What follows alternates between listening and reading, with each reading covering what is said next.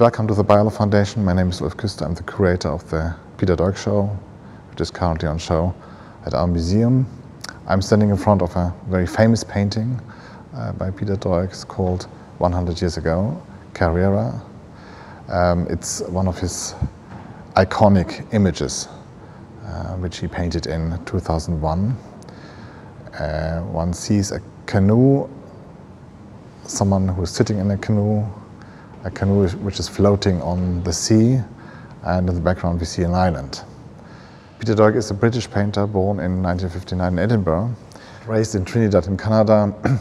He studied in London and now he lives in Trinidad, New York and London. He is a painter who works with fragments of our time, which he composes to large-scale paintings, like the one behind me. He's very much interested in what painting can do and where the borders of painting aren't, how one sort of can go beyond these borders of painting.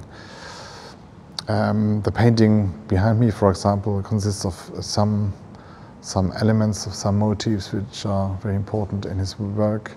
First of all, the canoe. Secondly, the image of the man sitting in the canoe, which is derived from a photograph of one of the Allman brothers in one of their LPs. It's a sort of cover photograph. It's a fragment of a cover photograph of the Allman brothers. Then one sees the prison island of Trinidad, which is called Curator. This is in the background. But if one talks to PETER DOIG and asks him about his opinion on all this, he says what is really important in this painting is the perfect form, and the perfect form is the canoe, which is stretched out over the whole painting and is sort of determining the whole composition of the painting. The canoe indeed is a symbol, the national symbol in Canada, but it's a very old form, and it's a very perfect form, which interests PETER DOIG himself. The other elements are very important and tell a story in a way, but like the prison island, but they are more important for the composition of the painting. The composition of the painting is a very sort of very calm one. It's as if time is something very slow, running very slow, in general in the paintings of PETER DOIG, and it's quite a regular one. It's a zone of blue which shows deep blue sea, which is sort of divided by the canoe, and above the canoe one has lighter sea, which could be heaven as well, and then the painting is structured by this image of this island, which one can find very often in the work of PETER DOIG. The exhibition we show has 4 parts. The first part on the ground floor of the museum is dedicated to 35 selected works from the last 25 years of his work, from 1989 to today. Downstairs in the souterrain, a selection of his experimental prints. The experimental prints are very important for PETER because he develops his images or his paintings from the different states, which he produces with his prints, and which are very often colored, which are very often done with 2 or 3 plates, which are very, very elaborate, and which show that PETER DOIG is really interested in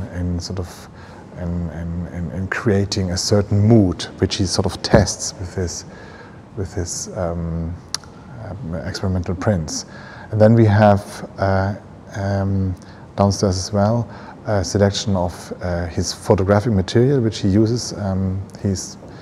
He's doing photographs very often, nearly all the time, of even the